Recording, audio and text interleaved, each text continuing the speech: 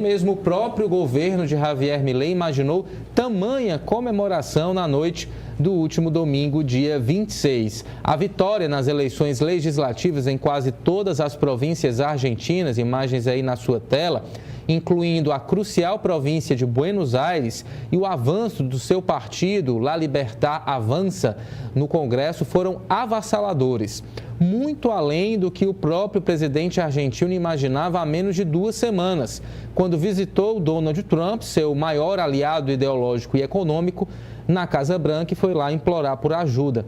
Naquele dia, o governo argentino teve que controlar os danos depois que o presidente Trump disse o seguinte, abre aspas, se Milei não vencer, não seremos tão generosos, fecha aspas. A ajuda prometida pelo governo Trump, um swap de 20 bilhões de dólares, linhas de crédito e intervenção no mercado de câmbio, dependia dessa vitória nas eleições. Mas quais eleições? É o que a gente vai explicar agora. Muitos, incluindo o próprio Trump, apontaram para as eleições legislativas de meio de mandato, mas Milei e seus assessores insistiram que, na verdade, se tratava das eleições presidenciais lá de 2027, daqui a 2 anos. Por quê?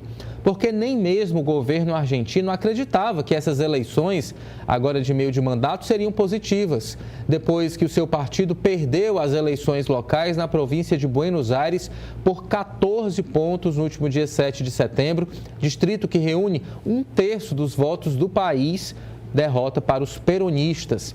Essa derrota e também a turbulência econômica que a levou, o partido governista somou um escândalo que levou o seu principal candidato a deputado a renunciar devido a supostas ligações com um narcotraficante posteriormente extraditado para os Estados Unidos e a volatilidade do peso, títulos e ações, o que inquietou muitos investidores que ainda têm coragem de apostar na Argentina. Até poucos dias atrás, poucos imaginavam que Milei obteria 40,75% dos votos, em comparação com 31,64% da coalizão peronista Fuerza Pátria na Câmara dos Deputados.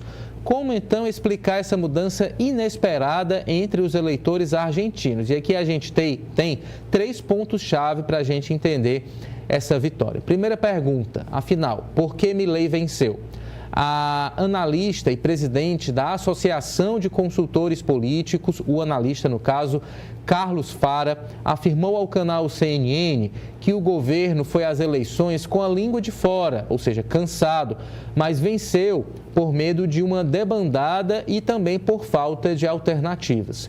O medo da debandada não era o medo de perder a ajuda dos Estados Unidos, como Trump havia condicionado durante essa reunião com Javier Milei. O medo do descontrole era outro e tem precedentes em algumas segundas-feiras pós-eleitorais recentes lá na Argentina. No primeiro turno das eleições presidenciais de 2023 e nas primárias presidenciais abertas e obrigatórias de 2019, venceram candidatos do Partido Peronista, próximo à ex-presidente Cristina Kirchner. Nos dias seguintes, os temores do mercado levaram à forte desvalorização do peso e os argentinos viram suas rendas se deteriorarem em pouquíssimas horas. O medo não era apenas da desvalorização do peso, mas também do governo peronista. Nessas eleições, esse temor foi ouvido, especialmente após a vitória confortável do peronismo na província de Buenos Aires em setembro passado. Afinal, a alternativa mais poderosa ao partido de Milei hoje é o peronismo, liderado pelo governador Axel Kicillof e por Kirchner, atualmente em prisão domiciliar após a condenação definitiva. Então, essa é a primeira pergunta já respondida. A segunda pergunta: quanto Trump contribuiu para a vitória de Javier Milei? Qual o peso do norte-americano? Frederico Zapata, que é analista político e diretor da consultoria E-Cenários, disse ao canal CNN o seguinte, abre aspas, o próprio Trump não acrescenta nem subtrai votos, mas o que o presidente americano fez foi dar um impulso a Milei que permitiu a ele enfrentar a realidade e chegar às eleições. Se ela não recebesse o resgate, não chegaria às eleições porque teria que desvalorizar a moeda explica Zapata. Em qualquer país, uma desvalorização da moeda local é uma decisão muito traumática, mas nunca tanto quanto na Argentina.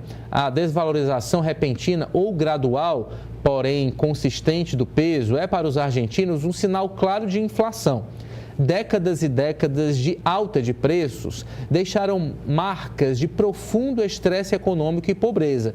Pelo menos a inflação, Milei está conseguindo aí controlar na casa dos 30%. Milei foi eleito presidente em 2023 com a promessa de derrotar a inflação para sempre. Os argentinos acreditaram nele, mesmo sem muita experiência prática como economista. O presidente cumpriu a promessa parcialmente. De 25% em dezembro de 2023, quando Milei assumiu o cargo, a inflação agora gira em torno de 2% ao mês, 30% que eu falei agora é o acumulado.